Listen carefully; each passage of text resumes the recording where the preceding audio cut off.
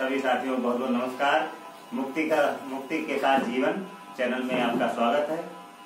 उसी विषय पे आज हम चर्चा करते हैं। जैसा कि हम पहले भाग में बता चुके हैं कि हमारे जो प्रारंभिक गुरु हमारे भाई ही रहे, क्योंकि कोई अति साधारण व्यक्ति वो अति दुर्लभ व्यक्ति हो सकता है।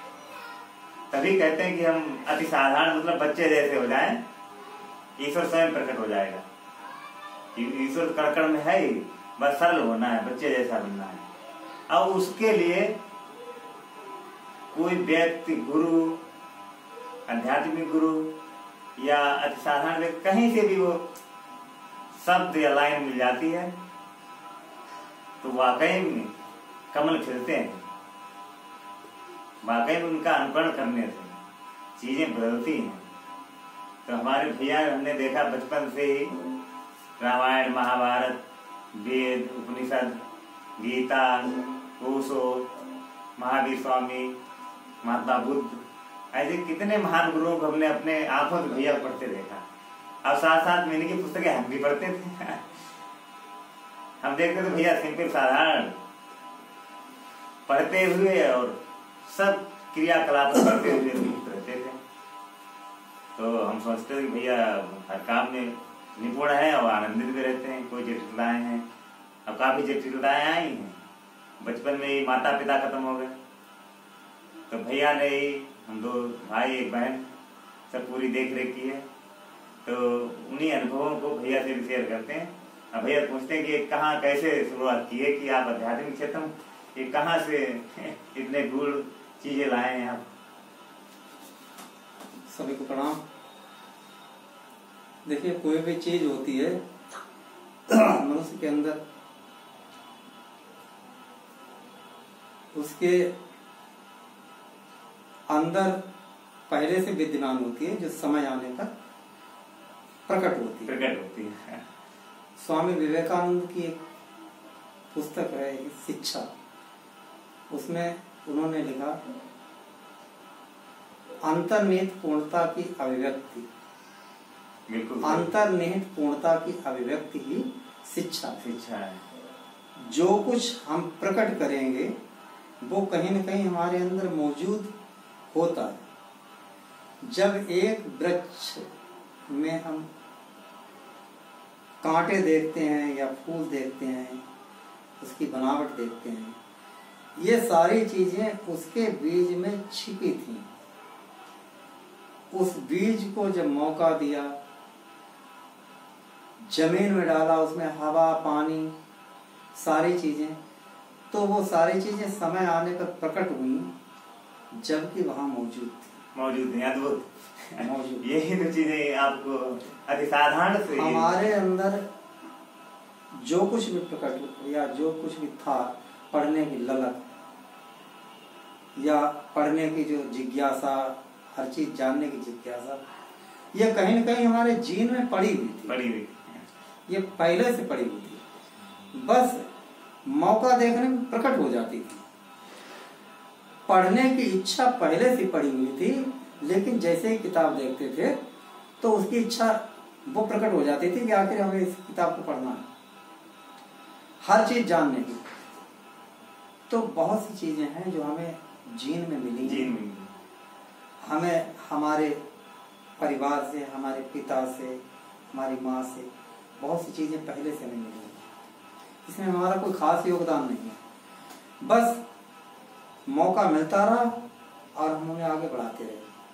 हाँ, एक चीज जो जरूर अवश्य होती है, जैसे बाहर के प्रभाव को नकारा नहीं जा सकता।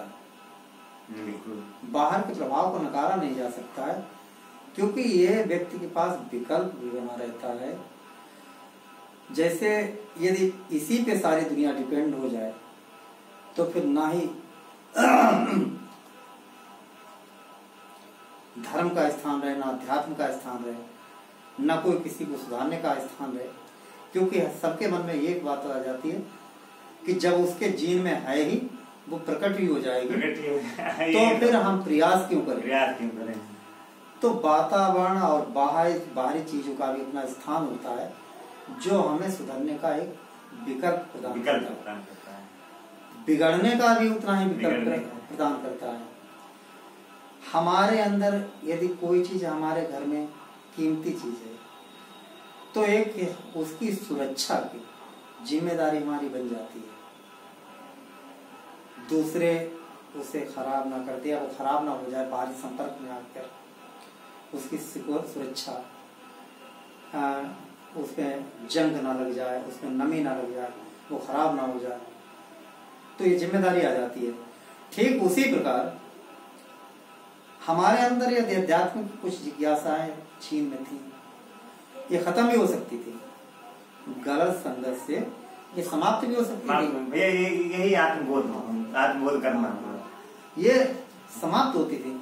अब यहाँ पर हमें हर समय यह याद रखना पड़ता है, जैसे हमारे भी साथी थे, लेकिन जरूरी नहीं कि उनके अंदर भी यही आदतें हों।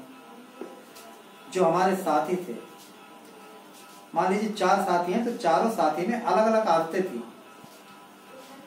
और एक प्राकृतिक गुण होता है कि हर व्यक्ति अपनी आदतें दूसरे पे, यानी अपनी आदतों से दूसरे को प्रभावित करने की कोशिश करता है।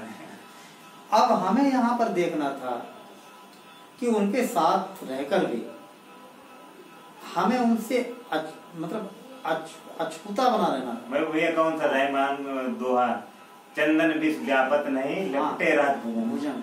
लेकिन ये करके भी दिखाना पड़ता है कि आप साथ में रहो और साथ में रहकर भी ना रहो, ये करना पड़ता है। क्योंकि नहीं तो यहाँ पर ये ऑप्शन जो है, ये प्रकृति का दिया हुआ सबसे बड़ा ऑप्शन है। क्योंकि इसी ऑप्शन मतलब इसी विकल्प के तहत यदि मतलब किसी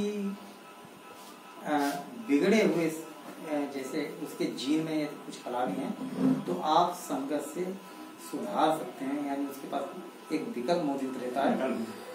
और कुछ अच्छे परिवार के लोग बिगड़ भी जाते हैं।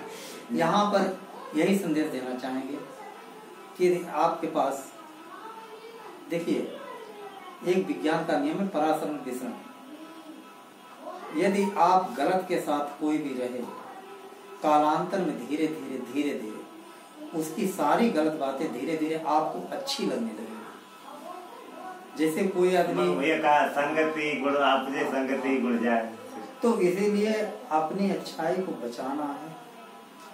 मान लीजिए जैसे किसी गलत आदमी कोई हत्यारा है और हत्याएं करता है, धीरे धीरे जब आप उसके साथ लगातार साथ रहेंगे तो धीरे धीरे उसकी हत्याएं आपको जायज लगने लगेंगी। यानी वो आपको कारण होने लगता है, वो नहीं, वो आपको जस्टिफाई करेगा कि हमने मारा तो इसका ये रीजन था, इसका वो रीजन था, इसका ये रीजन।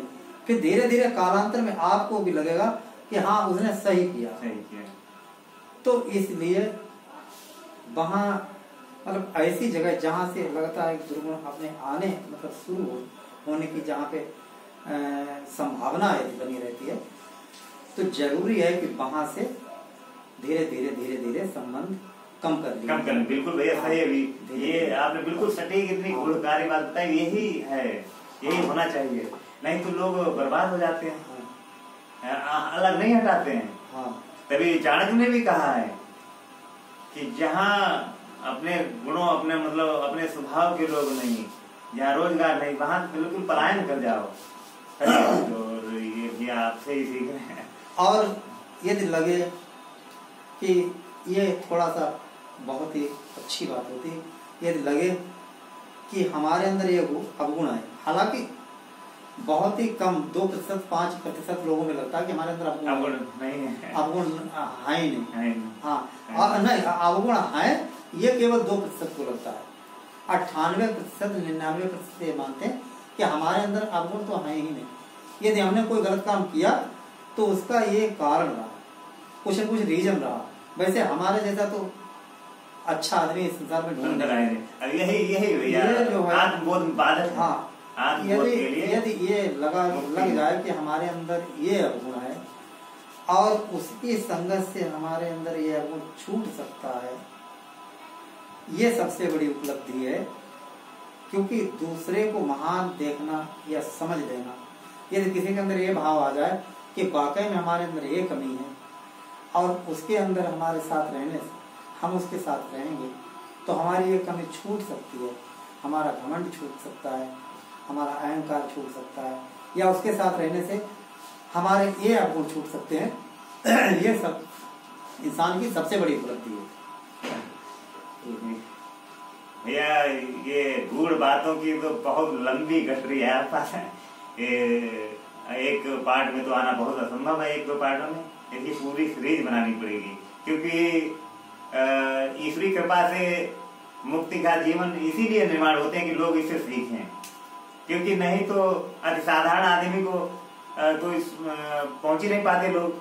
हम लोग सिर्फ प्रदर्शन बना रखा है कि हमने बहुत अच्छे कपड़े पहन लिया, बहुत हमारे पास पैसा हो गया, तो जरूरी नहीं कि वो साधारण या अतिसाधारण हो, वो अच्छे ही हो। अरे भाई प्रकृति ईश्वर सब में निवास करता है। अतिसाधारण व्यक्ति जो साधारण ही रहते हैं उनमें अद्भुत आत्मबोध की का चिंतन, आत्मचिंतन और सरल होने की एक से एक तकनीकियां होती। तो भैया इसी तरीके से आप विचार करते रहेंगे और आप मार्गदर्शन में ये यूट्यूब चैनल भी चलता रहेगा। ठीक है।